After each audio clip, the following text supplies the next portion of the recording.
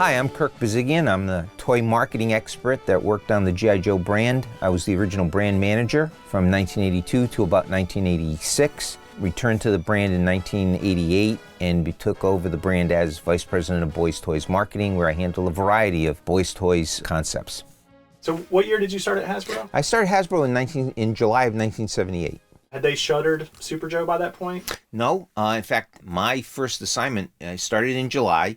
The first day on the job, I was meeting with the then current Super Joe team to be given my very first packaging and instruction assignment, where I had to finalize the packaging for Terron, the Beast from Beyond, and I had to write the instruction sheets for how you put Terron together and how you played with Terron. Right. So that was my first introduction to Hasbro. You can imagine it's the Beast from Beyond, and nothing can stop it, it's Terron. We need the command laser. When you first came in, what was the creative team like that worked on all of the packaging? That, at that time, I think was done all internally because G.I. Joe / Super Joe was on its decline stage. So there was no way that they were going to be working with an outside agency at the time. So I think all that was brought in-house, and I was working for that in-house packaging group. I was the copywriter. While all the package copy for Super Joe figures had been done, the only thing left for me to work on was the ultimate play set at that time, which was Terron. Right. So yeah, that was all being done internally. And so obviously that didn't last long. They had a dormant period, about 4 years, and there was a lot of efforts behind the scenes to reinvent and reinvigorate G.I. Joe, get it back on shelves, but in a different form factor. Can you talk about being brought in on relaunching G.I. Joe? The idea of bringing back G.I. Joe had started before I even came into marketing. I had started in '78 because I had been lobbying for it. I had been moved into marketing by end of 1980. There had been preliminary discussions. R&D, I think, had always been in the back of their mind, thinking of ways of bringing back G.I. Joe. The catalyst, though, was Bob Prupus. Now, Bob was an ex-toy buyer for one of the major discount retailers called Two Guys. He had been hired to come to work for Hasbro to lend his retail experience. Mm-hmm. Bob, I think, had always wanted to bring back G.I. Joe because he had seen the success it had had. Mm-hmm. So he had approached me when I was still a copywriter. And that's how we struck up a relationship, a friendship, because I would help him put together sales presentations, sales pitches for when he'd go off with our sales guys to present new ideas. So he came to me with the idea of, I'm going to Sears Roebuck in 2 weeks. And at the time, Sears was the largest, believe it or not, was the largest toy retailer in the country. And he said, I'm going to Sears in Chicago in 2 weeks, and I want to make a pitch on bringing back G.I. Joe. What I did was I went through old catalogs, Hasbro catalogs, with him. And we cut out pictures of, we had color photostats made. Mm-hmm. And I cut out pictures. I wrote all new copy. And we talked about how Sears could be the exclusive retailer for the reintroduction of the original G.I. Joe. And we were going to go all the way back to the Army, Navy, Air Corps, Marine, not the adventure team. We were going back to the original military roots. He presented the concept to Sears as, hey, we want to do this, etc. And he was basically laughed out of the room. I mean, it's too soon. Nobody even knows who G.I. Joe is anymore. And G.I. Joe went off the marketplace for 4 years. Mm-hmm. And they also said, this isn't the way to do it. The kids have moved into different scales because of Star Wars, the 3 3/4 inch scale. Bob was never anyone to take no for an answer. There's always, no is the way to begin the negotiation. So, he worked with R&D and with me. I was still a copywriter at the time, of trying to plan, well, how can we do G.I. Joe differently? I was brought into boys marketing. Bob lobbied for me to come work for him. I left being the copywriter, moved into marketing, and worked for Bob as a assistant product manager, and got looped into all these preliminary meetings for bringing back G.I. Joe in a whole new scale, a whole new way. The idea behind the original G.I. Joe, Real American Hero, was it was a vehicle concept. The figures were the accessories to the vehicles. Unlike today, where the vehicles are accessories to the figures. Figures were the accessories to vehicles. The idea of doing vehicles generated bigger sales dollars. You know, it was such a small, subtle difference that made all the difference in how G.I. Joe was redeveloped. How did you guys go about inventing a figure that would be hyper articulated like that? You know, I give all credit to Bob. I mean, Bob was the driving force behind everything in terms of the big concept, in terms of doing it at vehicle with figures. That was his idea. If we're going to do it smaller, because that's where the marketplace had moved to, and all marketing is all about adjusting to changing market conditions. And so if the marketplace was saying kids want to play with small figures and collect small figures, we went in that direction. But Bob's idea was, unlike Star Wars, which only did 2 or 3 classic vehicles, his idea was, no, we're going to do a range of vehicles every year. You know, I give him all the credit for doing that. The idea, however, when I first started meeting with R&D was, let's take a look back at what was the hallmark of the original G.I. Joe. And the hallmark of the original G.I. Joe was posability. You saw it in all the print ads that, you know, talked about G.I. Joe. Put him in hundreds of realistic poses. So I said, we got to figure out a way of doing the most realistically posable figure that we can. And then another heritage that was part of G.I. Joe was all the accessories, so that you could dress and undress a figure and dress them again a different way. So what we tried to do was pay homage to that. So that's where I put my copywriter hat on and said, we're going to have interchangeable, snap-on, stay-on accessories. So we're going to have removable backpacks. Helmets were going to come off and snap on and stay on. Weapons would be removable and played with. That was a way of paying homage to the original 12-inch figure. Now, as far as posability, you know, we took a look at Kenner and looked at their points of articulation. But we also looked at another competitor, Mego. Mego was doing Buck Rogers and Chip's figures, which were highly posable. And so we said, that's the way we're going to go. So we basically knocked off Mego figures. And then it was in year 2 where, you know, Bob, once again, always pushing the envelope, making better is always better was one of his expressions. He said, you know, we got to figure out for year 2, how can we make our figures even more posable? And so that's where the whole swivel arm battle grip, another term I coined, became important to our figures. So that's how the posability, you know, kept getting added to. Sunbow Productions was formed by Jay Bacall and Tom Griffin. They formed Griffin Bacall. Before that, they were at another agency, Benton and Bowles. Benton and Bowles, and they worked on the G.I. Joe brand through Benton and Bowles throughout the 60s and into the 70s. Same year you joined Hasbro, Griffin and Bacall left Benton Bowles and formed Griffin Bacall. 78 was a pivotal year for many reasons. Here's what happened. 76, 77, maybe as far back as 75, Hasbro was trying to make bold moves. Okay? And they had a marketing department taking bold, dramatic steps to move Hasbro away from being a second-tier toy company, a company that was making color-by-number paint sets and Snoopy snow cone machines. They were trying to take big steps to get Hasbro into the next level. Unfortunately, the people in the marketing department at the time had no clue about how to price product, how to sell the product. All they knew, they were razzle-dazzle. They were selling the sizzle, not the steak. At least that's my perspective, okay? By 78, let's say by 77, Hasbro was a $70 million toy company going out of business. They were literally had both feet in the grave. Stephen Hassenfeld had to make some tough decisions. One of the toughest decisions I think he had to make was, I've got a marketing department that sucks. They've got great ideas, but they're not understanding the financial aspects of how to run a business. They were taking shots with Charlie's Angels, which was a colossal failure. And Hasbro had pumped a ton of money into developing the Charlie's Angels brand. They had spent a ton of money on Super Joe, none of which ever paid back.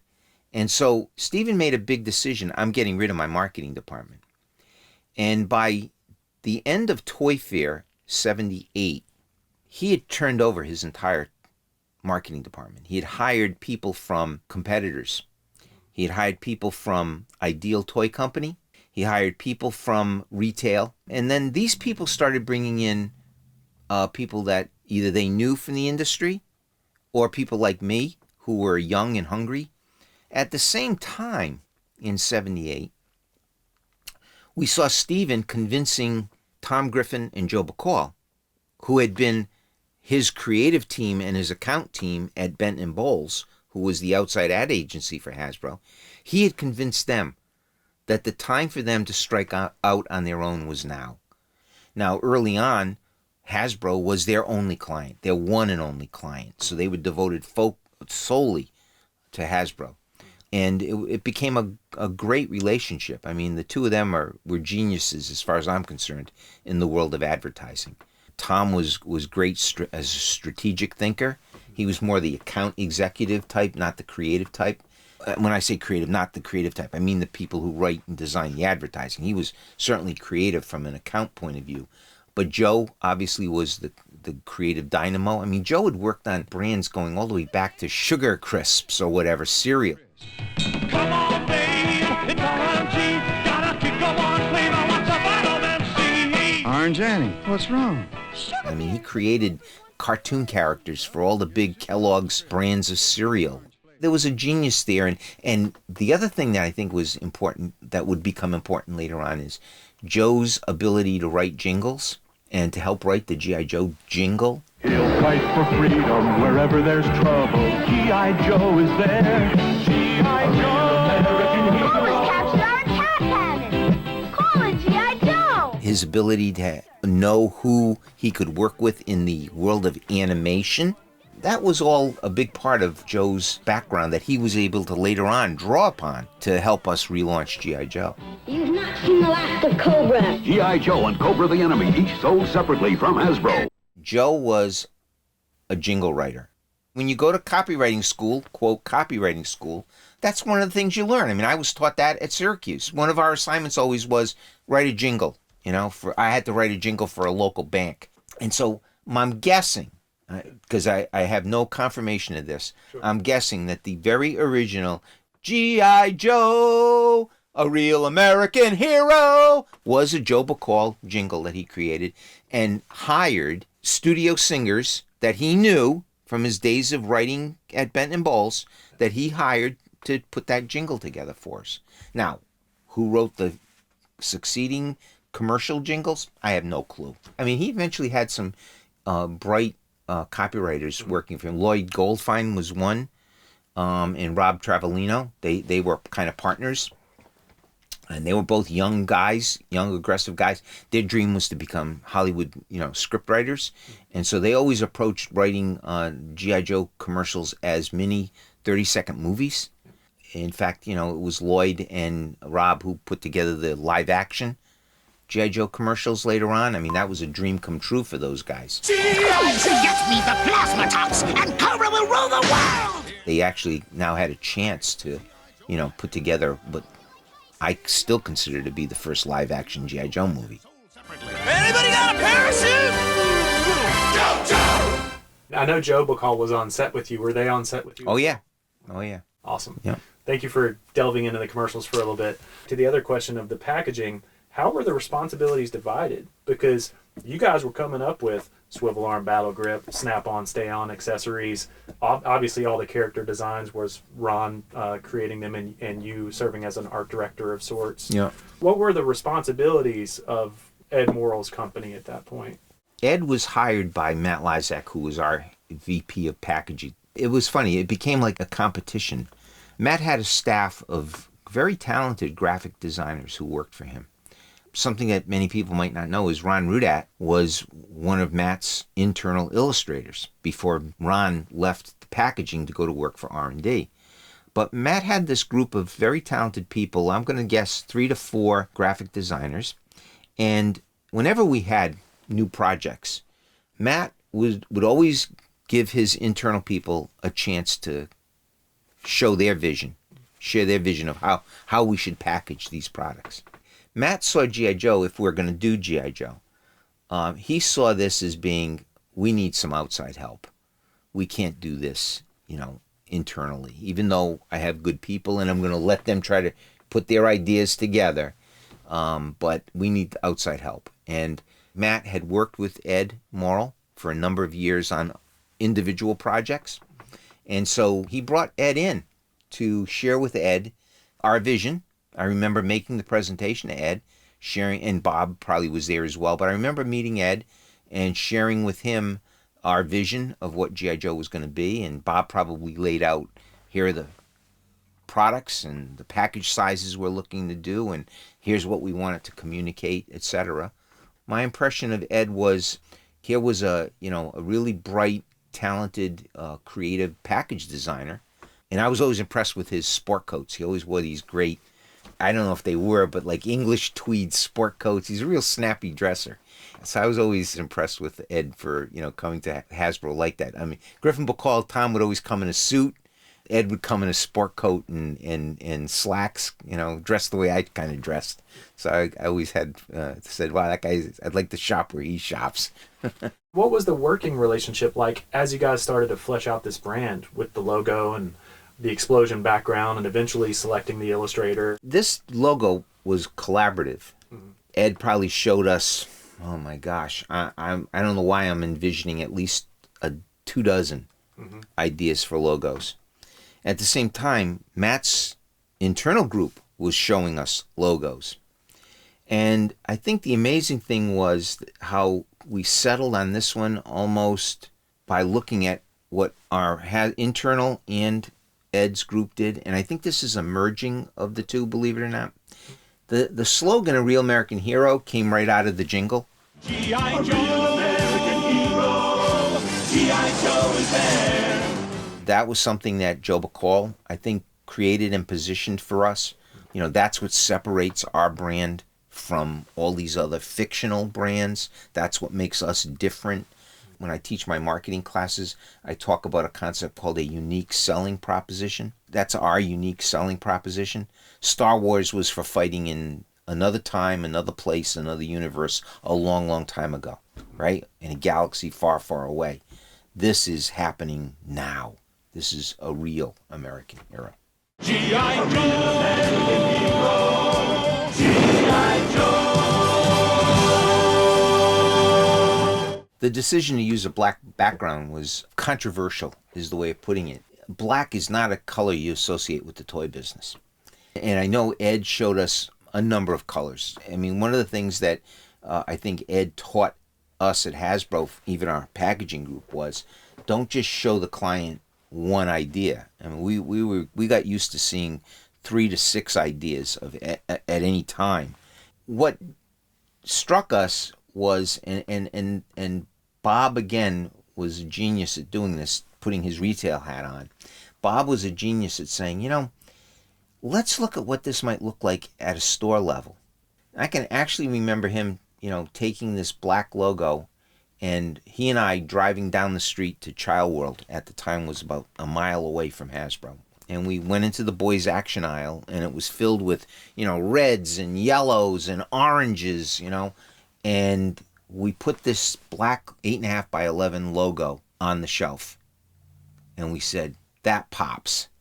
That's what separates us now. And you don't want to blend in, you want to jump out.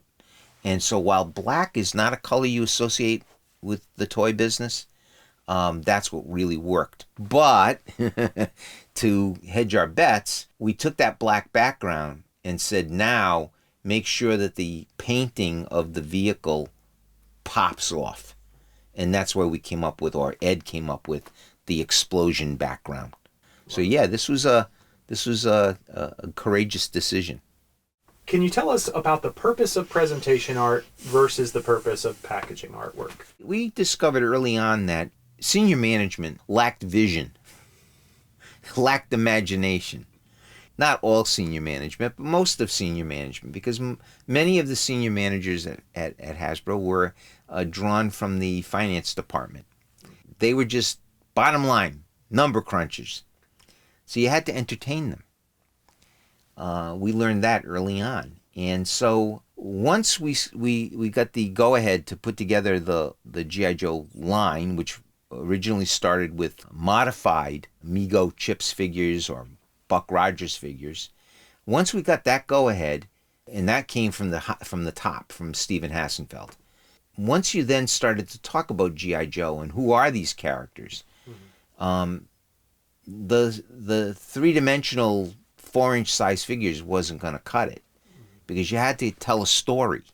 That's the toy business is the entertainment business. So we had to put together presentation art. We had to create characters that were larger than life. I mean, these drawings, these paintings that Ron would do would be on, 11 by 14 or 11 by 17 illustration board. He'd do watercolors. Eventually, he'd add oils. I mean, he was pushing the envelope of his artistic creativity as well to sell the story. To say, hey, here's 21 characters we want to do for next year, knowing we're only going to do 11. So which of the most exciting 11 is how it would come down to it. And I remember getting into a discussion where Stephen would critique the pose of these illustrations. And I remember someone saying, but Stephen, these are movable toy figures. But he didn't like the pose of one of our figures that Ron had drawn. Yeah, so that was the point of the presentation art. It was also a way to visualize what the character would look like as a toy. And that presentation art would become part of a packet of information we would send to Werbin and Morrill, who would then send it to Hector for the illustration. What other materials would you send along to Werbin Morrill? Obviously, the presentation drawing, if Ron had done it or if another artist had worked it up, the model drawing of what the character would look like molded, which would differ from the presentation drawing because some of the stuff on the presentation drawing we couldn't cost into the figure. So you'd get the idealized presentation drawing figure, and then the actual, when we mold him, here's what he'll look like. We'd send color reference, what would be tampo printed, what the colors of the figure actually would be. All that would go to the illustrator. Would you ever send anything three-dimensional? Very rare. I think that would be because we had to do the work on these things so far ahead of time that we probably didn't have a three-dimensional figure that we could spare. I'm not saying it never happened, but I just think it would be rare that it did happen. I was surprised to hear from you just then that there was a high probability that figures would make it to the presentation art stage, but then not necessarily be picked. Absolutely. Yeah. I remember being in a presentation one time where we present each of the characters, and we'd write up mini bios. Okay, this is even before Larry would get involved. Because it was part of my job was to make the presentation to senior management. It would be filled with salespeople, with ad agency people, with PR department, sales promotion people, engineers, senior R&D staff. Oh yeah, these meetings. Not the early meetings, but final meetings where you were really going to decide, okay, what are we moving forward with? Yeah, that Terradrome, we called it, would be filled with 65 people. I'd tell the story of each of the characters, and eventually we'd lay them all out. And I can remember being in a huge meeting with senior management and all of our ad agencies, and Stephen looking me square in the eye and saying, okay, Kirk, you got 21 figures there. Which are the 3 we shouldn't do? That takes you aback a little because I know all the guys, all the work, the hard work that the R&D guys had spent. And this was after Ron. I had to stand there and try to defend all 21 designs. And I knew probably I would have said, Stephen, you should probably kill 7 of these. 7 of these suck. But, I stood there and said, Stephen, I can't do that because the 3 that we don't like have already been rejected, and they're in the back room. We didn't show you those 3. These are the 21 we believe should be done. And he just looked me square in the face and said, well, you're only going to do 11 of them. So pick the 11. That was, the kind of meetings we'd have. Do you remember the process behind hiring Hector Garrido? Or were there other artists presented to you, or Werbin Morrill picked this guy and was like, this is our guy, and you guys were like, yeah, he's amazing?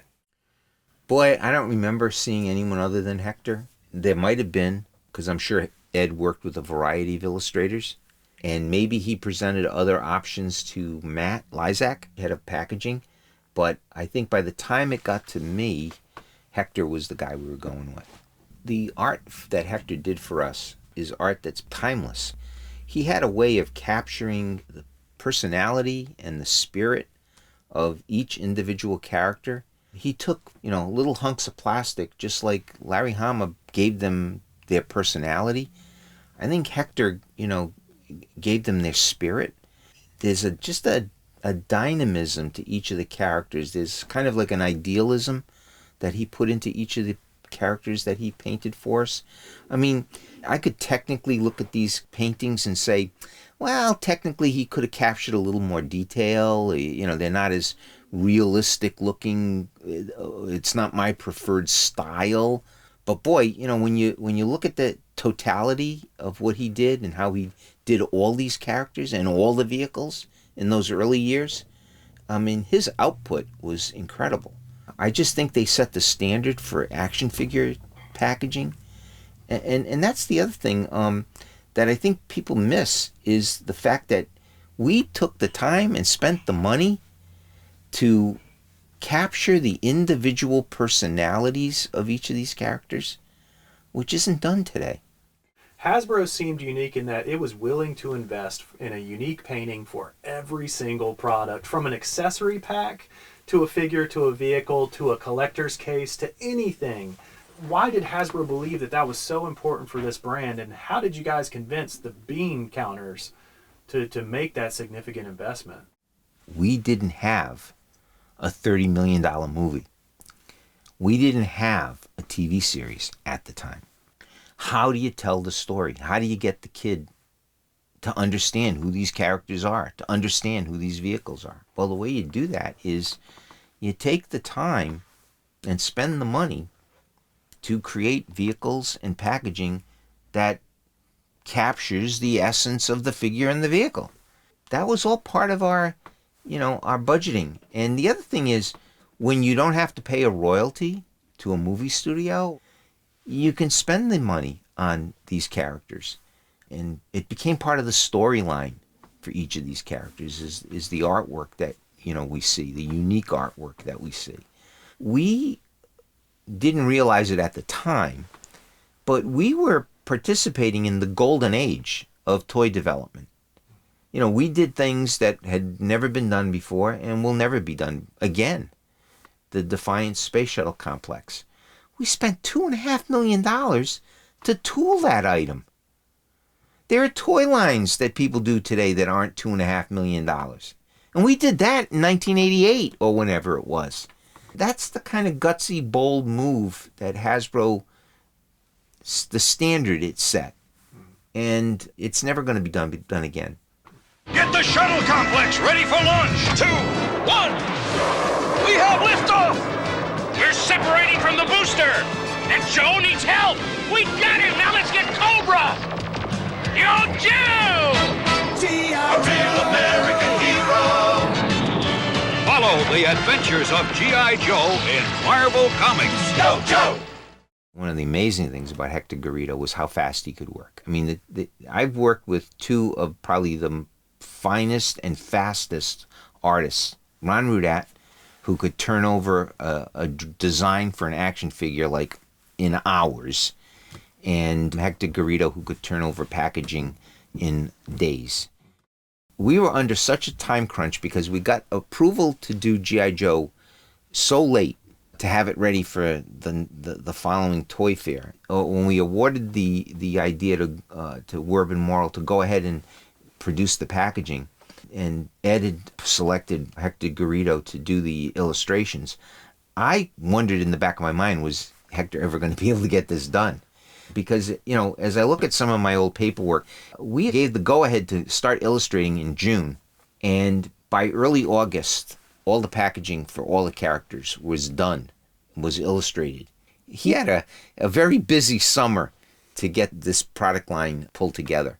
As did we. I mean, we were working day and night over the course of that summer to get things ready for Toy Fair of '82. It was busy times, and I think, we were blessed. We were blessed to have people who understood the importance of this concept to Hasbro, because I say G.I. Joe is saved Hasbro several times from oblivion. It was the success of this 1982 G.I. Joe toy line that took everybody by surprise. But everybody who touched it from late 80 through 81, just as we're getting ready for Toy Fair, everyone who touched the idea, the concept, knew the importance of it. It was the success of G.I. Joe that put Hasbro back on the map, and I think gave us the ability to do My Little Pony, to do Transformers, to eventually, it gave Steven Hassenfeld the ability to go make a major acquisition of a major competitor, Milton Bradley. That's how G.I. Joe contributed to the success of Hasbro. Alan Hassenfeld told a story of how Hasbro almost went bankrupt twice and how G.I. Joe saved Hasbro twice.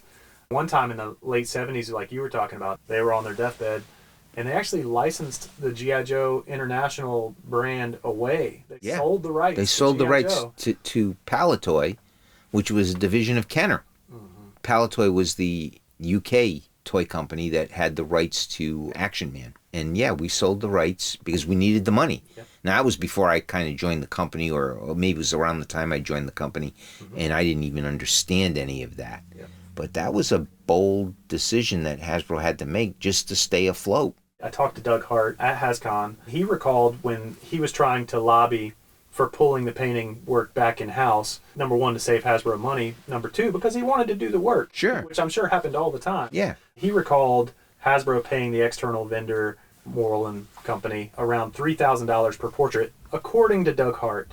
Do you have any recollection of what kind of money was being spent on packaging? Honestly, I don't know. As far as what kind of numbers were being used by packaging at the time, I do know that was where the bean counters started to get involved. Was, why are we spending all this money on an outside group when we have internal artists who can do this? And I don't mean to make it sound the way it's going to sound, but the internal artists could never do what a Hector Garrido did. Doug Hart wasn't even at Hasbro. I mean, I think Doug was off as a freelancer prior to joining Hasbro. Now, once he joined Hasbro, his talent was incredible. I mean, but could he have created something from nothing? I'm not sure. That was why you hire an outside agency. Could we have done our own commercials? That was what I had been trained in doing. I was a TV commercial copywriter. I went to grad school to learn how to do that. Could I have done the advertising for Hasbro? No. That's why we had an outside ad agency to do that.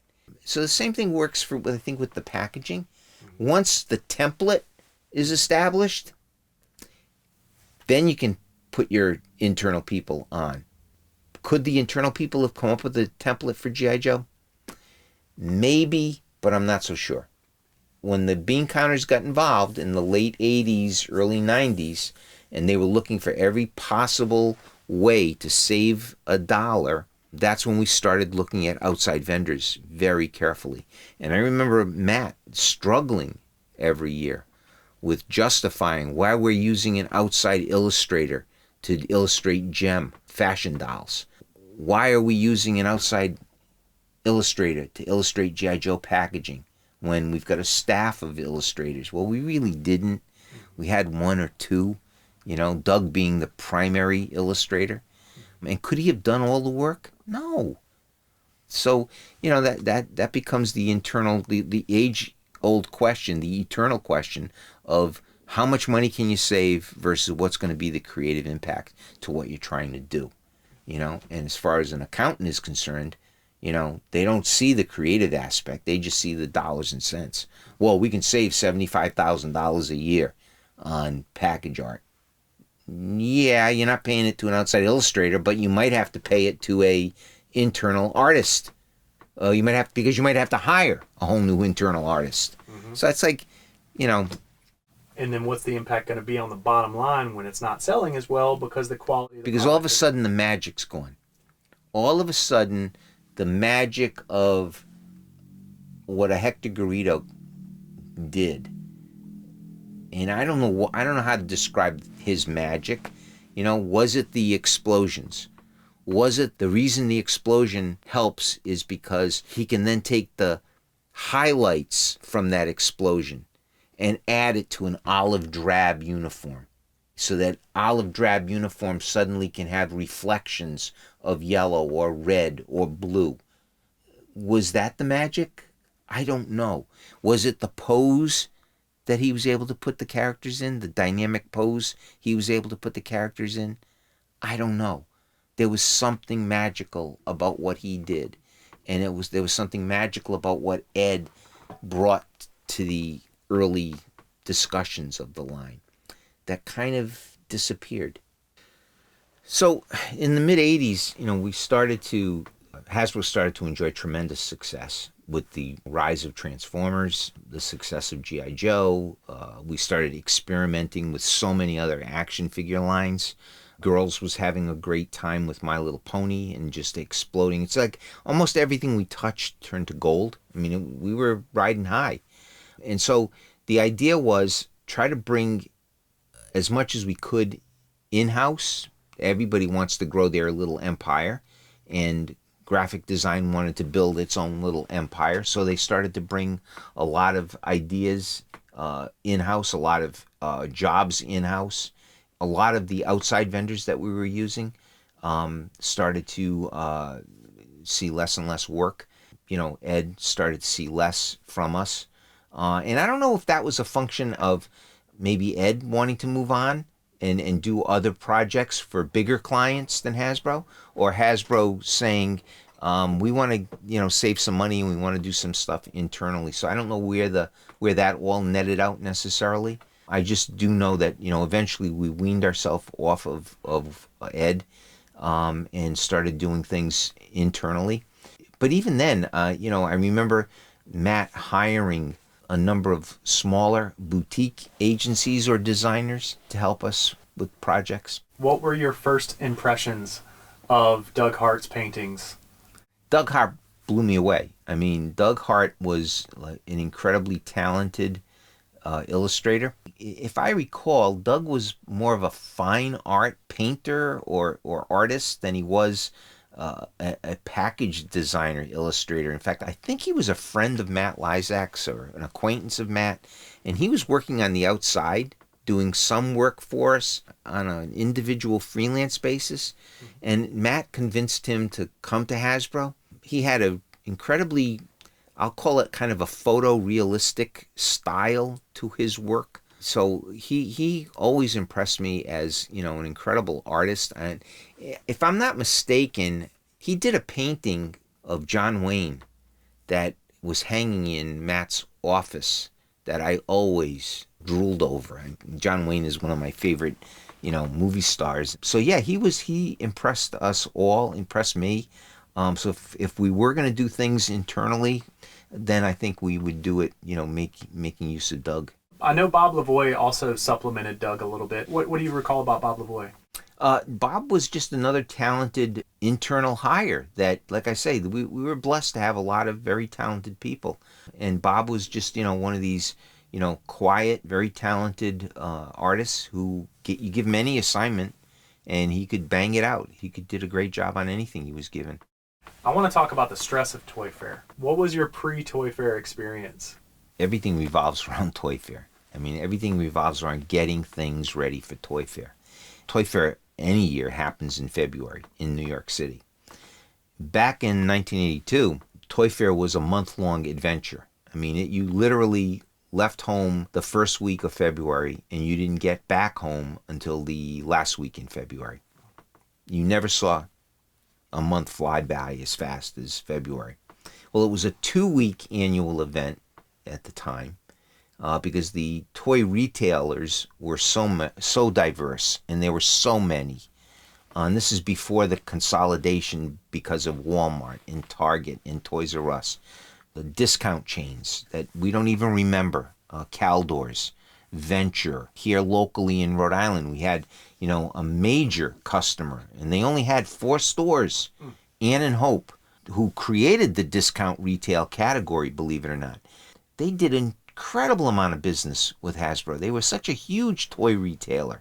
And these retailers were all over the country. They would come to Toy Fair, and for 2 weeks, that's what you did. You showed them your new products. You had to go to Toy Fair a week and a half before the first customer arrived to set up the showroom and to train your sales force. It was a pretty hectic time. Now, Toy Fair has been condensed over the years to now it's a 3 or 4 day event. I don't even know. I haven't been to Toy Fair in 5 years. But, it's not the kind of event it was back then. To get ready for Toy Fair, remember, you're still working with prototypes. You don't have production product at this point.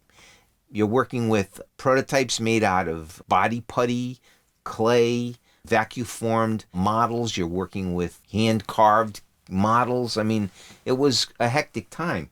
But you're also working with packaging. You have to show the customer what the packaging is going to look like. And so, you had to get that package ready for Toy Fair. And so we put in a request to Ed Morrell's team. I forget what we had that first year, 5 vehicle packages, 6 vehicle packages. We needed 6 of each. We needed a way to set up a fake display, 4-foot display of what the G.I. Joe section in a toy store could look like.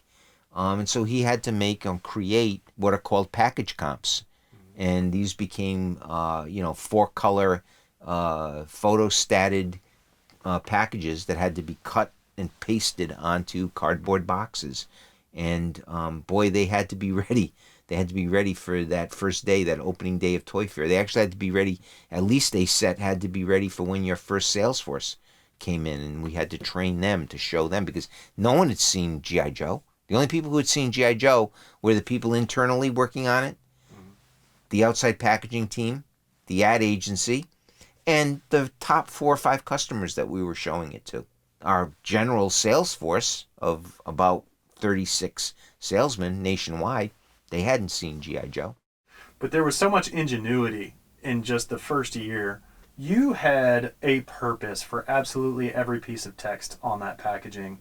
Can you talk through some of the aha moments where you guys came up with those and sold them through, and what the argument was that you made for inclusion of each of those? I really think we wrote the book on how to market action figures. Other people were marketing action figures before G.I. Joe, A Real American Hero, but I think we kind of formalized everything. And when I was assigned to work on G.I. Joe as the product manager, I had just come out of my role as a copywriter. And what did I do as a copywriter? Well, a copywriter in an ad agency writes the advertising, all right? Works with an art director and dreams up the idea of, in the case of a print ad, what the print ad would look like. In the case of a television commercial, what the television commercial would look like. He'll fight for freedom wherever there's trouble. G.I. Joe is there. It's here, the G.I. Joe collection. Infantry Trooper. Codename Grunt. Bazooka Soldier. Codename Zap. Motor Soldier. Codename Short Fuse. Laser Rifle Trooper. Codename Flash. Ranger. Codename Stalker. Communications Officer. Codename Breaker. Machine Gunner. Codename Rock and Roll. Counterintelligence. Codename Scarlet. Commando. Codename Snake Eyes. Each sold separately. G.I. Joe from Hasbro. I came out of that world, and when I got assigned to work on G.I. Joe, I knew we were working at a deficit. We didn't have the movie. We barely had the comic book. I mean, when I first started, we didn't even have the comic book. That happened a little later in the process. And so I always felt that we had to use our packaging. The packaging would be the most important way to tell our story. I had to figure out a way of using the packaging to sell G.I. Joe. Now remember, I had just left being a copywriter, but they hadn't replaced me yet. So I was not only working as a product manager on G.I. Joe and other boys' toys, but I was also serving the role of the copywriter. I kind of laid out the template for everything that would happen to G.I. Joe going forward. But the 1982 and even into 1983 Joe line was a template I created. When you look at the G.I. Joe packaging, everything on that package has a purpose. There's a reason for being. Okay? Let's grab this, for instance. I know this is a later package, but there's a reason why all the words are there and the importance of all those words. For instance, fully posable. I wanted to pay homage to the 21 points of articulation that the 1964 G.I. Joe had. Modern Army figure. We didn't want this to be World War II. We didn't even want G.I. Joe to be current day. We wanted G.I. Joe to be 5 years, 10 years into the future. That was kind of the backstory behind the creation of G.I. Joe, right? Interchangeable snap-on, stay-on accessories. Another homage to the original 12-inch G.I. Joe. The most frustrating thing that I had looking at competition, none of the accessories stayed on the figure. So we wanted to be sure that we insisted that we engineered everything to stay on. Now, as best we could. A real American hero, right? That was the positioning for G.I. Joe, the unique selling point of G.I. Joe. Now, that came from Joe Bacall's commercials, but I insisted that it be part of the package, okay? Then when you get to the package back, the cross-sell of the characters. We wanted to let kids know, okay, maybe these 6 are out now, characters are out now, but we've got another 4 or 5 coming down the road. You know, the creation of the file card. When we originally came up with the idea of relaunching this G.I. Joe brand, we didn't have a comic book. The only way we could tell the story of who these characters were was with a baseball card. I called it a baseball card. I was going to write the baseball card. Within a month, we had contracted with Marvel to do the comic book. And that brought us the genius of Larry Hama, who helped create the profiles for all the characters. And then I got to edit them because Larry wrote 1 to 2 pages of information on each character, and I had to edit it down to fit on the back of this file card. One of the things that I think we kind of glossed over in the first year, we put it on there, but we never knew what we were going to do with it, was the flag points. Part of the agreement to move ahead with G.I. Joe was Stephen Hassenfeld telling Bob and me to take a look at what Palitoy was doing in the UK. And they had created a fan club for Action Man. And what they did was, on the back of every package, they printed star points. And you would collect the star points for valuable merchandise. We put flag points on the back of the package. We never told the kids early on what they were going to be good for. We just said, save for special G.I. Joe premiums. Because we were so busy developing the product line, we didn't have time to even think about what we were going to use these flag points for. Bob and I created a value system for the flag points. So the figure, which would retail for about $3, had 1 flag point on it. And then in $3 increments, that's how we assigned flag points. And anything over $25 was 5 flag points. Well, about midway through 1982, we decided to introduce Cobra Commander, because we hadn't even given any thought early on when we were creating the G.I. Joe brand to who the bad guy was. It took Larry Hama and Archie Goodwin at Marvel Comics to say, what were these Joes going to do? Just parade around on the parade grounds? They needed somebody to fight. We always thought they'd fight Star Wars figures. Archie Goodwin, a Marvel editor at the time, came up with the idea of Cobra and a Cobra Army.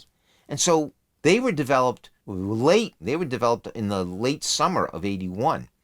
The first character to be tooled was Cobra Commander. And we decided, when we started to get letters from kids in early March of what do I do with these flag points, we said that's the way of selling Cobra Commander. And so we quickly put into our packaging the idea of selling Cobra Commander using flag points.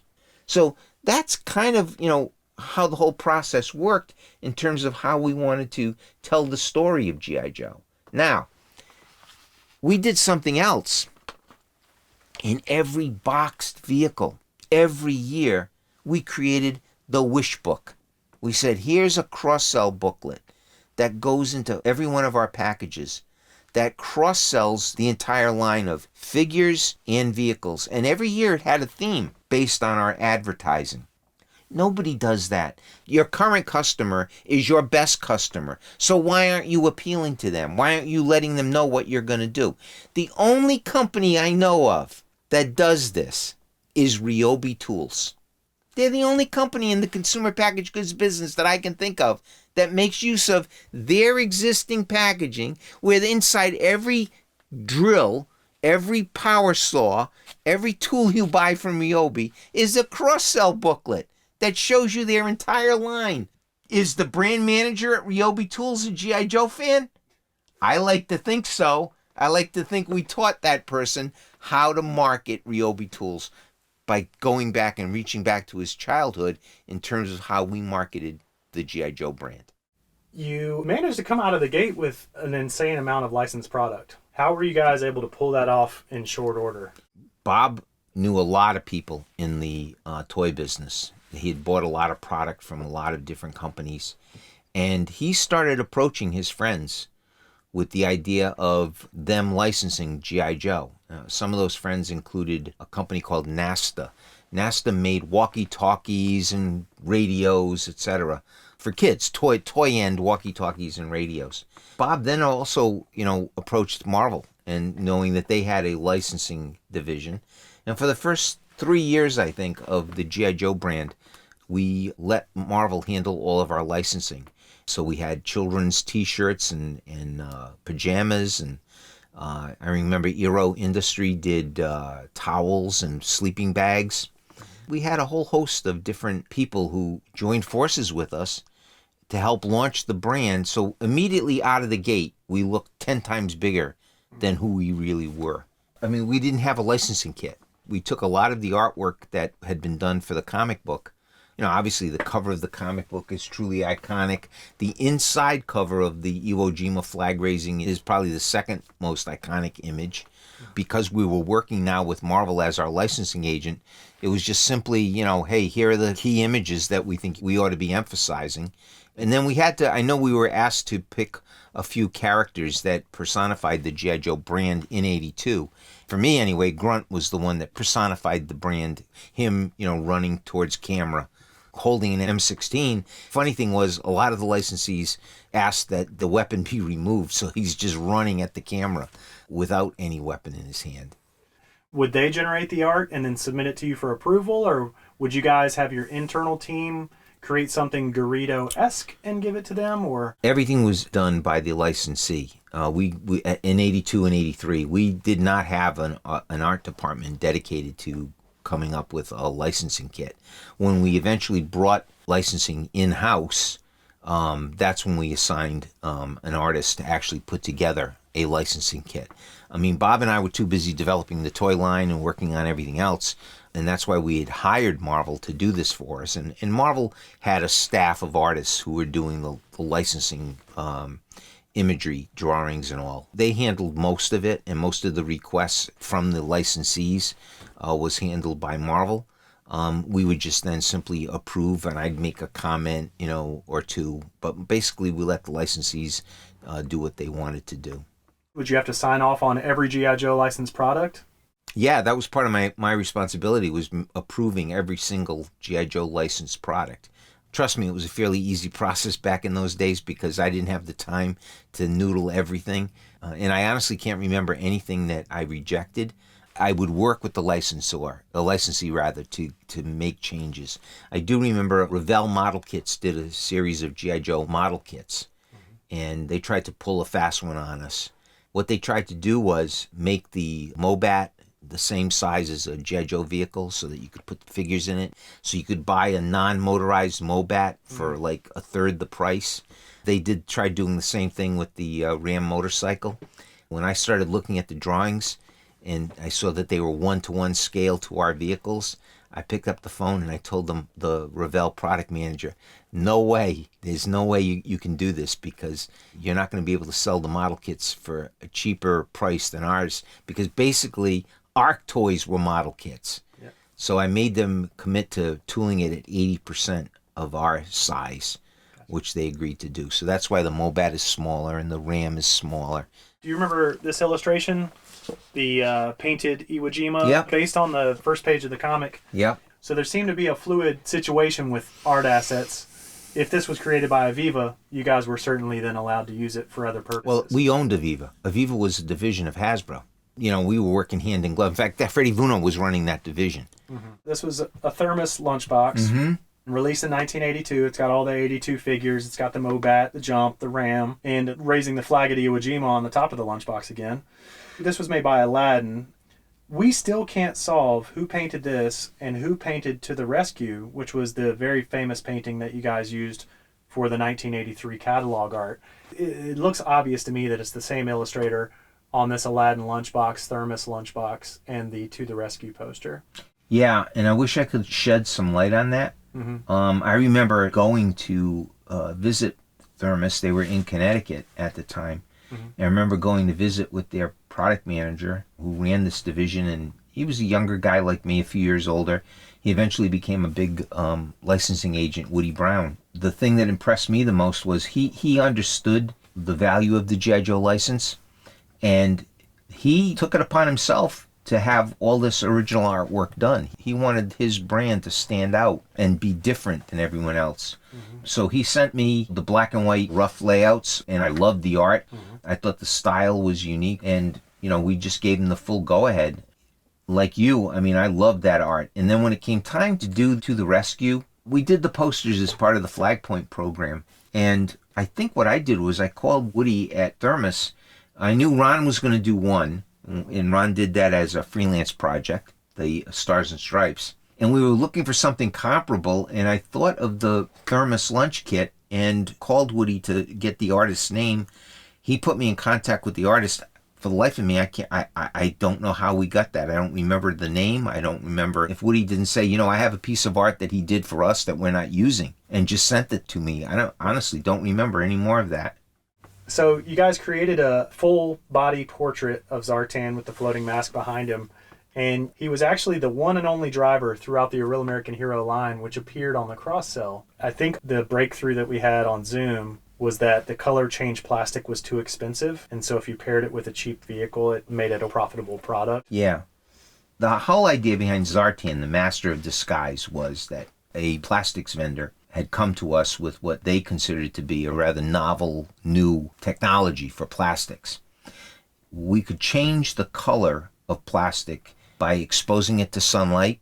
He's an evil master of disguise. Zartan changes color right before your eyes. Zartan. Or another version was we could change the color of plastic depending on heat. Bob and I met with the vendor, and he explained the process and all, never telling us how much the price difference was going to be, okay? Because I don't think they knew at the time. They had just come up with this technology, and they were looking for companies that they were selling plastic pellets to find application for it. So, Bob, always in pursuit of doing something different, thought this would be a pretty cool way of doing a new figure. We started thinking, well, we have this guy that's going to be like the Cobra spy, a guy who would change his look. Makes perfect sense to try doing him as color change, except the color change material was a premium. So the figure would have cost, maybe another 20 cents more than all the other figures. So we couldn't cost average Zartan in with all of our other figures.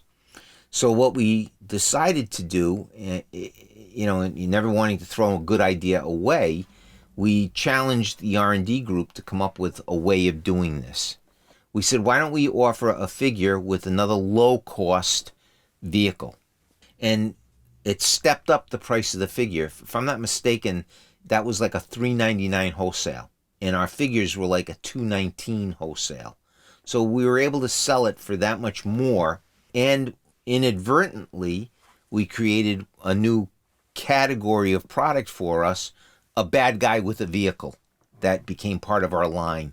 Zartan with the swamp sled led to Destro with his air speeder or whatever it was called. Once we did something, we had price points to fill, and that became a new price point that we had to fill every year, $3.99 wholesale.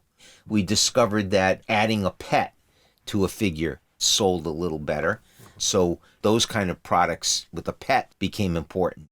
Were the licensees given direction that they needed to use similar poses, or did they just use that because that was the easiest solution? We wanted to make sure that the licensees tried to capture the characters that we had created rather than having them spin off and create something else. Because I remember rejecting stuff by licensees because they created their own look to the characters. We wanted to make sure that these licensees captured the imagery of G.I. Joe.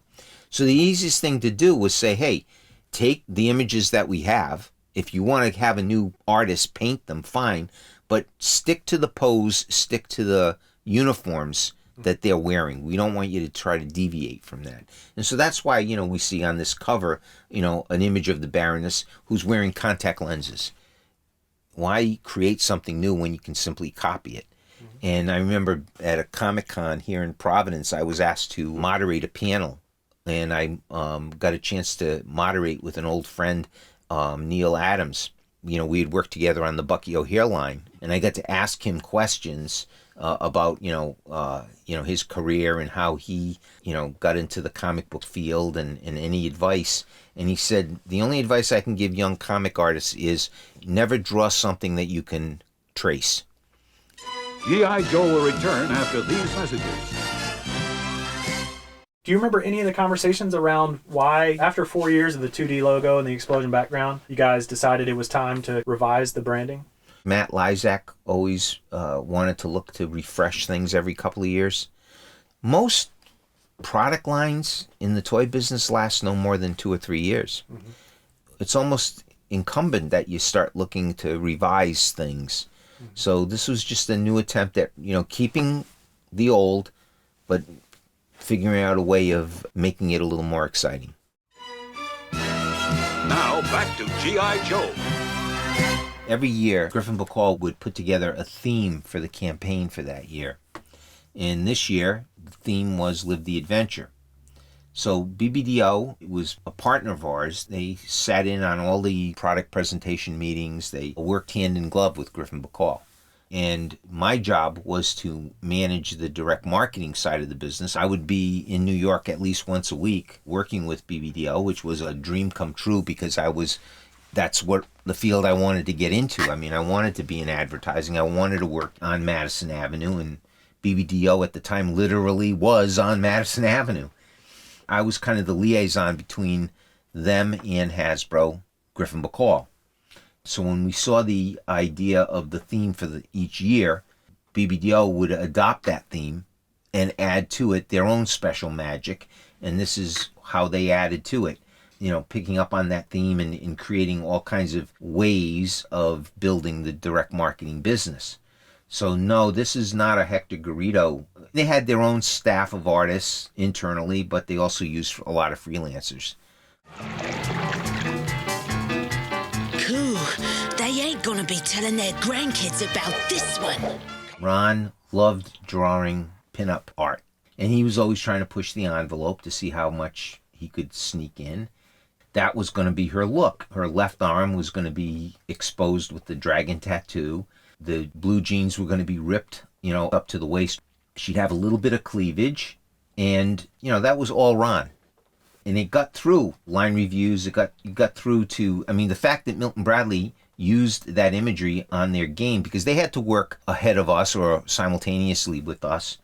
Adding the body armor to her arms was a last-minute change, and I recall overhearing a lot of the battles between the product manager and the R&D group.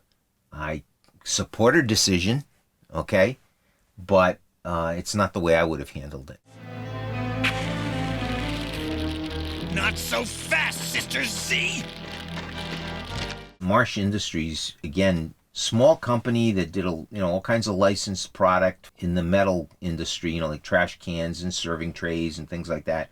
About the only thing our licensing group insisted on was follow the line art that we give you or follow the licensing kit. But if you can do anything different, go right ahead and do it. Mm-hmm. And so this must have been somebody at Marsh having a real appreciation for Joe, actually going out and hiring a really good artist to interpret the brand. Okay, sensational! Like taking candy from a baby. Get the shuttle complex ready for launch. 2, 1. We have liftoff!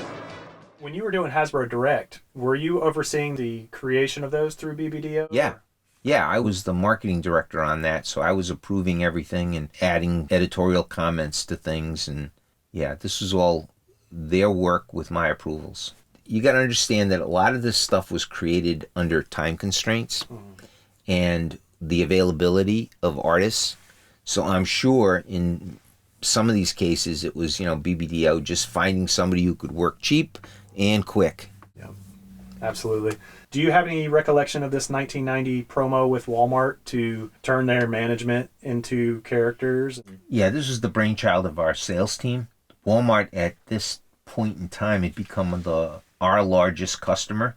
The sales team, obviously they wanted to ingratiate themselves with Walmart. So this was their brainchild. I think they went directly to Matt Lysak and his team to create these. And I think they gave Matt and probably Doug the photographs of these key executives. And that's how these were all created. I found out about it at the last minute. I mean, I wouldn't have had any problem with it. I think it's a great thing to have done. I mean, I know I didn't have any direct involvement on this. Universal Pictures presents. You feel that? Hold on to your butts. I get a lot of criticism I see on Facebook about Dino Hunters as being, why would Hasbro have ever done this? And my attitude became, when we were trying to revive G.I. Joe back to levels of, quote, importance, my attitude was G.I. Joe should never, ever allow a competitor into the marketplace with any new idea that we couldn't do ourselves. Cobra's building an ultimate weapon, but standing in the way, G.I. Joe! It's good versus evil, and this time the battle's bigger than ever! G.I. Joe figures and vehicles sold separately. Classic example, Star Brigade. People say, why did Hasbro do Star Brigade? We did Star Brigade because we had heard Kenner was going to reintroduce Star Wars. And so I said, why should we ever allow a competitor to introduce Star Wars again? We can do our own Star Wars. We created Star Brigade, okay? Kenner pulled the plug on reintroducing Star Wars. That prevented them from becoming a competitor of ours for maybe 4 or 5 years. Jurassic Park was huge.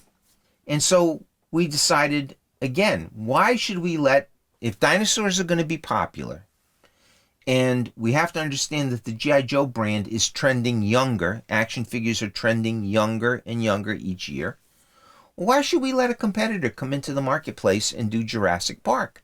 Again, it was going to be Kenner. So we said, let's do our own version, steal some of the thunder. We don't have to advertise it. They're going to be doing the advertising. Dinosaurs are going to be huge. We'll ride off the popularity of dinosaurs. So we created Dino Hunter. As justification for doing it, when people said, this is a crazy idea, I said, crazy or not, when I was a kid reading comic books, Gunner and Sarge were United States Marines. I think they were in a plane that got shot down, and they parachuted. They landed on a deserted Pacific island inhabited by dinosaurs. All their war stories was surviving this island of dinosaurs. And I think they were featured in Our Fighting Forces and Star Spangled War Stories.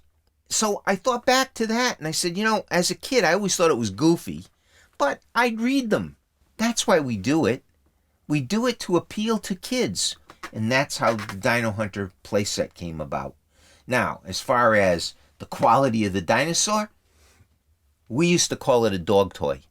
We didn't have time to sculpt our own dinosaur. We went to a vendor in Hong Kong. We looked at various dinosaurs that vendors had for sale, and we picked this one Tyrannosaurus Rex because it was cheap and it looked realistic. That's how it ended up in the box. Okay, last time. This is drugs. This is your brain on drugs. Any questions? DEF is one of those ideas that if it were its own brand, would have been a successful one-year brand. and like every other brand, 90% of toys go away after the year one, it would have been one that just would have died of natural causes. I always thought this was a great subline because it served a higher purpose.